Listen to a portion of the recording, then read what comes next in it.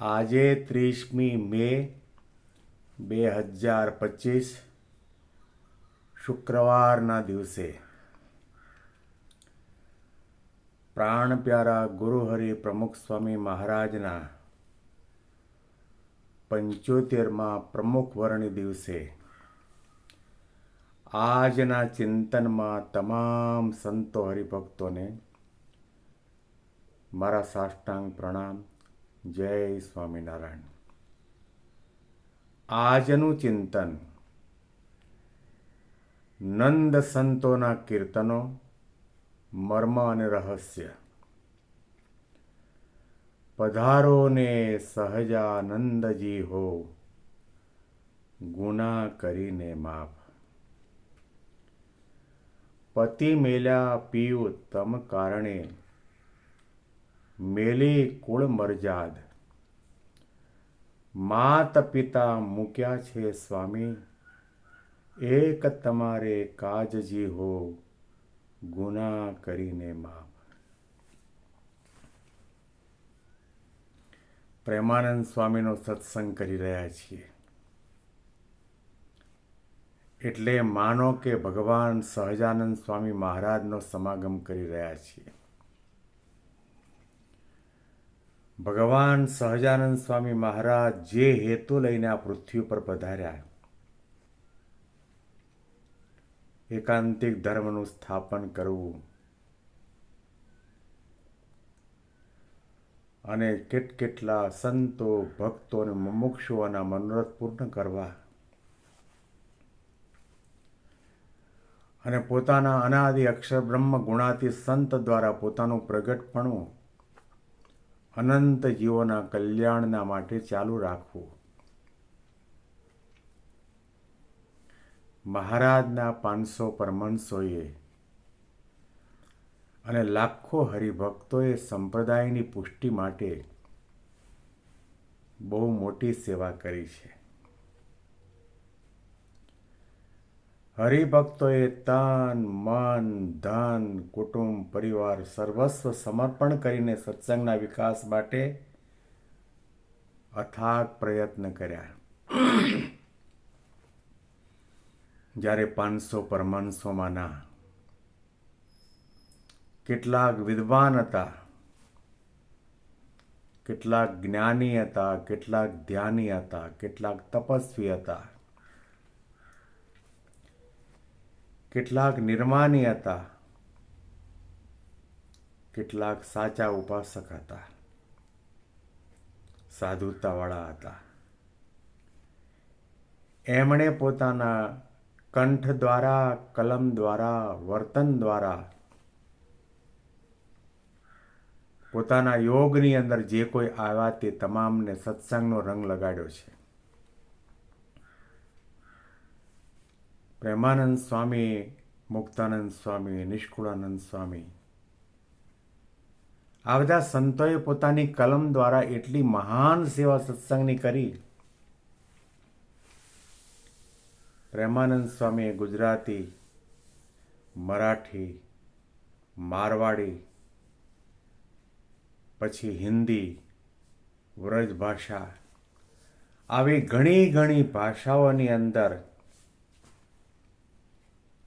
ભગવાન સહજાનંદ સ્વામી મહારાજના મહિમાનું ગાન કરતા હજારોની સંખ્યામાં પદોની રચના કરી છે.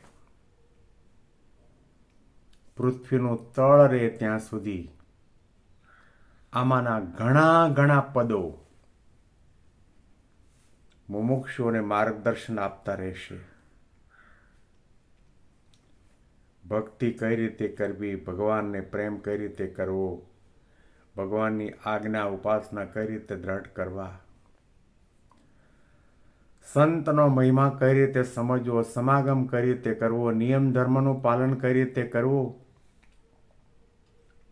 એની સાચી દિશા અને પ્રેરણા આપણને આ સંતોના પદોમાંથી મળે છે. ઘણા દિવસોથી આપણે આ પદ સાંભળતા આવ્યા છીએ.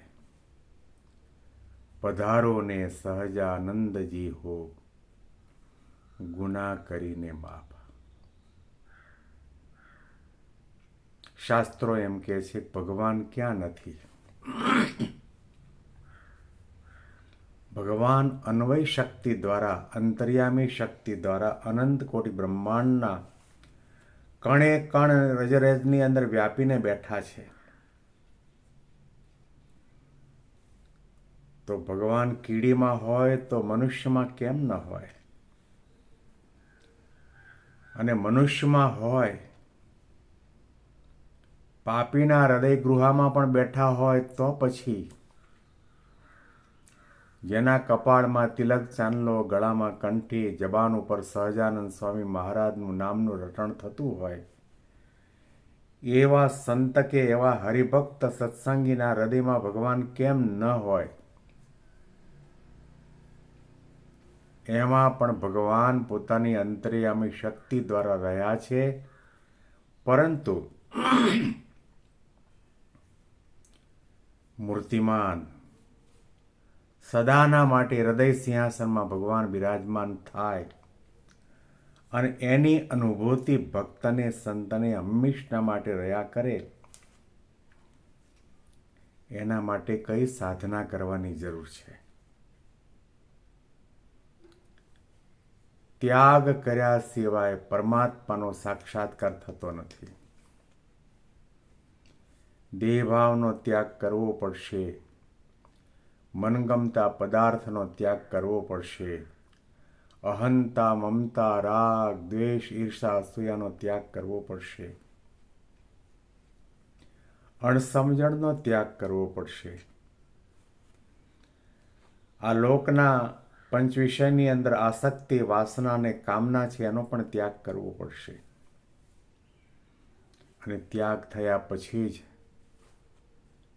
પરમાત્મા તો અહીંયા આગળ, ભલે પ્રેમાનંદ સ્વામી આ પંક્તિમાં ગાયું કે પતિ મેલા પી ઉત્તમ કારણે મેલી કુળ મરજાદ, માત પિતા મૂક્યા છે સ્વામી એક તમારે કાજ. દુનિયામાં ઘણા ઘણા લોકો માતા પિતાનો ત્યાગ કરે છે, વૃદ્ધાશ્રમમાં મૂકી આવે છે.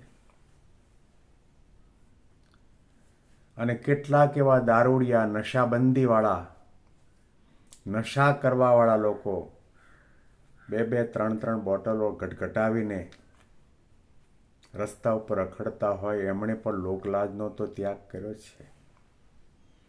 બહુ મોટા ઘરના હોય, ખાનદાન કુટુંબના હોય, સમાજમાં એની ગણના થતી હોય, એવા વ્યક્તિ પણ શરાબ પીધા પછી લોકલાજનો અને કુળ પરંપરાનો ત્યાગ કરે છે.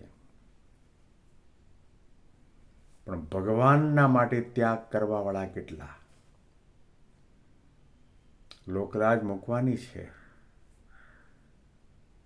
માન મર્યાદા મૂકવાના છે, માતા પિતા કુટુંબ કબીલાનો ત્યાગ કરવાનો છે, પણ ભગવાનના માટે ત્યાગ કર્યો હોય, પરિવારમાં ઘરની અંદર સભ્યોની સાથે બખેડો થાય તો લોકો ઘર છોડીને નીકળી જતા હોય છે. પોતાના માતા પિતા સગા સંબંધીનો ત્યાગ કરીને જતા રહેતા હોય છે. એવા તો દુનિયામાં ઘણા બધા મળે, પરંતુ ભગવાનના માટે ત્યાગ કર્યો હોય, ભગવાનના માટે છોડ્યું હોય, એને સાચો ભક્ત કયો છે. અને એવો પ્રકારનો એકમાત્ર ભગવાનના માટે ત્યાગ કર્યો હોય, તપ કર્યું હોય, વ્રત કર્યું હોય, નિયમ ધર્મનું પાલન કર્યું હોય, આજ્ઞા પાળી હોય, સેવા અને સત્સંગ કર્યા હોય, તે વખતે કદાચ આપણે આ પંક્તિ દ્વારા ન કહીએ ભગવાનને, તો પણ ભગવાન તો અંતર્યામી છે. તન કી જાણે, મન કી જાણે, જાણે ચિત્ત કી ચોરી, इसके आगे क्या છુપાવે जिसके हाथ में દોરી. ભગવાનથી કંઈ જ અજાણ નથી.